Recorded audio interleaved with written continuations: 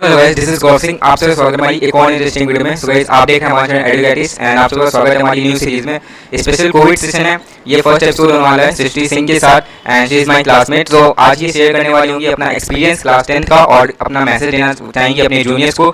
So first of all I would like to say Srishti, please introduce yourself. So hello everyone, this is Srishti and Gaurav is my batchmate as he said, and I'm pursuing bio class 12. Currently I'm in class 12th. So first question is that how you were in studies before class 10th? तो class 10 से पहले मैं वैसी ही थी जैसी मैं class 10th में रही एंड मेरे 9th में 90% आए थे, तो I was not mediocre not a topper. Okay, next question है कि एक स्पेसिफिक आवर्स होने चाहिए क्लास 10 के लिए कि डिपेंड करता है हमारे ऊपर? तो ये पर्सन टू पर्सन डिफर भी कर सकता है, बट आई वुड से कि ये हमारे ऊपर ही बेसिकली डिपेंड करता है, क्योंकि हर किसी का टाइम के साथ जरूरी नहीं बैलेंस बन पाए, तो आप अपने हिसाब से अपना टाइम मैनेजमेंट करिए, not based on toppers obviously. Okay, फिर नेक्स्ट क्वेश्चन है कि टाइम टेबल कंपलसरी होना चाहिए या डेली कॉन्सेप्ट्स कंपलसरी होना चाहिए, डेली गोल्स? तो मैंने जो किया था वो ये था कि मैंने अपना डेली का गोल बनाया था, टू डू लिस्ट। तो मैं सुबह बनाती थी, सो के उठने के बाद अपनी लिस्ट बना लेती थी कि मुझे दिन में क्या क्या करने हैं, और उसके बाद मैं रात में उसको रेफर जरूर करती थी एक बार कि I did this and I missed out this, और उसी के हिसाब से मैं अपना सेकेंड डे का लिस्ट फिर से बनाती थी। नेक्स्ट क्वेश्चन है कि which subject you opted and why? I opted for biology and it was basically family influence. Your strategy to score good marks and some views upon pre-boards.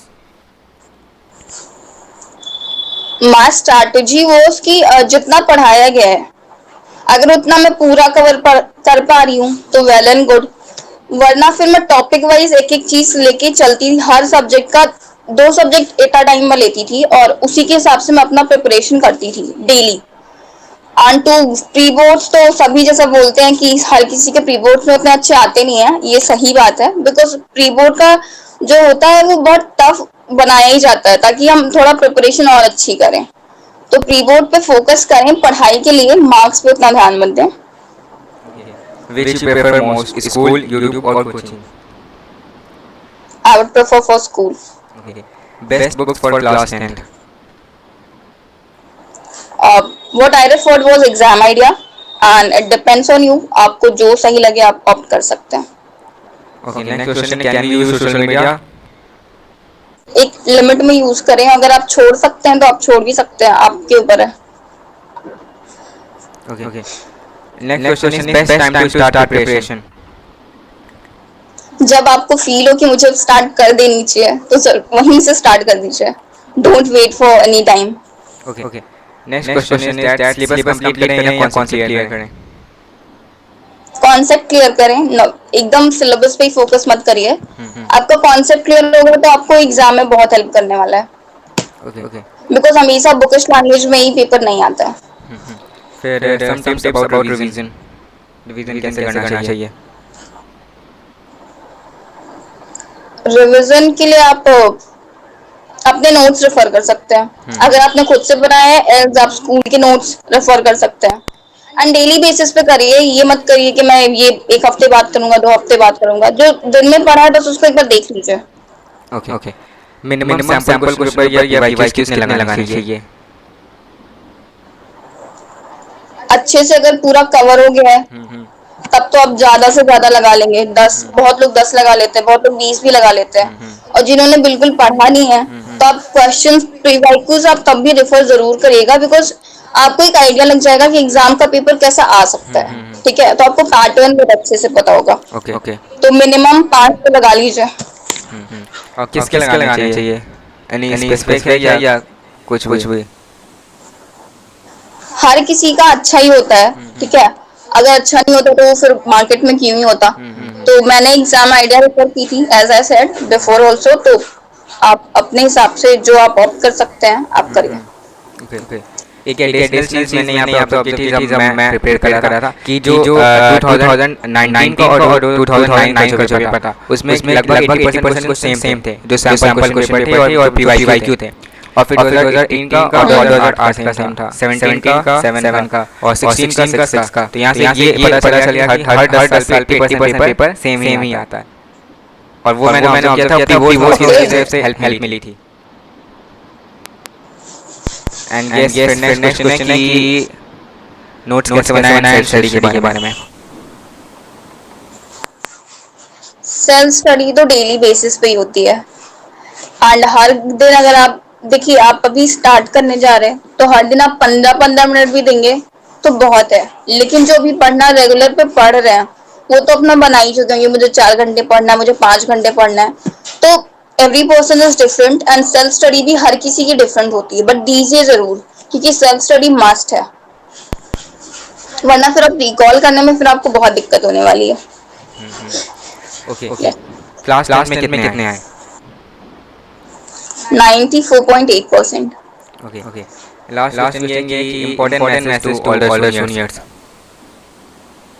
So the important message from my side would be कि life हमेशा हमारे हिसाब से नहीं चलती है, कुछ भी कभी भी हो सकता है। लाइक हमारे टाइम में क्या हुआ था कि कोविड आया and we had to opt for online education. हम लोग बिल्कुल प्रिपेयर नहीं थे, फोन यूज बिल्कुल करते थे, हर चीज पता थी, but it was very difficult for us क्योंकि हर कोई यहाँ शहर में नहीं रहता, कोई गाँव में भी है। For me I was in village, तो वहां पे नेटवर्क इश्यूज बहुत होते थे। तो किसी भी चीज के लिए मैं यही कहूंगी कि प्रिपेयर जरूर रहिए, anything could happen any time. Okay, long answers होते थे, तो उसके बारे में कुछ देना चाहिए कि लॉन्ग आंसर्स को कैसे हमको प्रेजेंट करना चाहिए, कैसे लिखना चाहिए। हाँ, सोशल वॉज लाइक कि हाँ उसमें लॉन्ग आंसर्स हमें बिल्कुल लिखने ही पड़ते हैं, बट लॉन्ग में ऐसा मत करिए कि आप एक ही चीज आपने एक लाइन लिखी अब उसी को इलाबोरेट किए जा रहे हैं। अब 2-3 पॉइंट्स तो हर चीज के। और सोशल में एक चीज और होती है, हर क्वेश्चन का एक स्पेसिफिक आंसर होता है, हम उसे नोटिस नहीं कर पाते। बट आप कोई भी सोशल की कोई भी बुक उठा लीजिए, स्पेशली मैं सिविक्स की बात करूंगी, उसमें मैंने बहुत नोटिस किया ये चीज कि उसमें क्वेश्चंस थोड़ा डिफर करते हैं बट उनके आंसर्स बिल्कुल अलग होते हैं। तो आपको उसके लिए बुक्स को बहुत थॉरली रीड करना पड़ेगा। एंड टीचर्स, इसमें मेरी टीचर ने बहुत हेल्प की थी कि she told us specific questions on that para. तो अगर आप एक पैरा पे एक क्वेश्चन बना सकते हैं तो आप आंसर बहुत आसानी से लिख लेंगे। तो एक ही पॉइंट मत लिखेगा कि आपने एक पॉइंट लिखा, आप उसी पॉइंट को पूरा इंट्रोड्यूस किए जा रहे हैं कि ये होता है। नहीं, 3 पॉइंट तो एटलीस्ट आपके पास होने चाहिए। लॉन्ग आंसर में जबकि में 5 लिखने होते हैं, बट एटलीस्ट आप 3 लिखिए एंड उसको इलैबोरेट करिए। ओके, इंग्लिश के बारे में क्या है? ज्यादातर उसमें ग्रामेटिकल मिस्टेक्स होती है या तो फिर ये जो राइटिंग स्किल्स होती है, उसके बारे में क्या टिप्स देना चाहोगी? इंग्लिश में तो मुझे मेरी तरफ से ये लगता है कि लैंग्वेज की बात करें तो उसमें गलतियां हो ही जाती हैं। नो मैटर हम, क्योंकि हम लोग इंग्लिश के साथ इतना फ्रीक्वेंट है नहीं, बोलते हैं but Hindi is a mother tongue.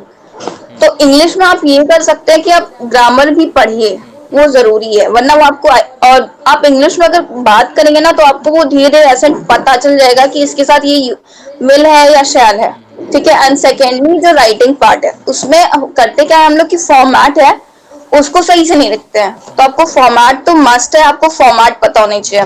And later की बात करूं मैं तो आई थिंक 10th में एडिटर है, तो एडिटर में एक इंट्रोड्यूसिंग लाइन है, तो वो लाइन तो आपको पता होनी चाहिए। तो उससे होता क्या है कि आपका लेटर थोड़ा अच्छा रिप्रेजेंट होता है। And through the columns of your esteemed newspaper, this is the Rota line I have learned. तो ऐसे ही जैसे ये लेटर के लिए हो गया, तो स्पीच जो भी आपके सिलेबस में है उसके लिए आप एक लाइन जरूर ढूंढ लीजिए कि मुझे ये इंट्रोडक्शन में मेंशन करना है, ये बॉडी ऑफ द कंक्लूजन के लिए भी एक जैसे हाँ कंक्लूजन के लिए आपके पास 1-2 लाइन होनी चाहिए, तो उससे आपको लिखने में आसानी होगी। रही बात लिटरेचर की, तो उसके लिए तो आपको बुक्स रीड करनी पड़ेगी, उसी से आप आंसर लिख पाओगे। ओके, एंड लास्ट क्वेश्चन ये कि प्रोजेक्ट एंड प्रैक्टिकल्स के बारे में क्या बोलना चाहोगी? वो मतलब क्या सजाने के पीछे पड़ जाते हैं, वो इम्पोर्टेंट है कि बस कंप्लीट करके दे देना है टीचर को। लीव अबाउट 10th, इवन मैंने अपने क्लास 12 का प्रोजेक्ट भी बहुत डेकोरेटिव नहीं बनाया है, बिकॉज आई कैन नॉट। और मैं क्योंकि मैं कर नहीं पाती तो मैं उतना फोकस उस पर करती भी नहीं हूँ, तो मैं राइटिंग में ठीक ठाक लिख देती हूँ, थोड़ा रिप्रेजेंटेटिव रहे कि देखने में ठीक लगे, एकदम भद्दा भी नहीं बनाती, बट उतना डेकोरेशन पे फोकस मत करिए बिकॉज या project matters, but what matters the most is कि आपने मतलब पेपर में लिखा कितना अच्छे से है। Okay okay. And guess last question है कि क्या ओपिनियन है इस सीरीज के बारे में कि okay, it was wonderful and secondly कि ये बिल्कुल भी एक्सपेक्टेड नहीं था, सडन है, तो thank you so much for inviting me. Okay thank you for decision.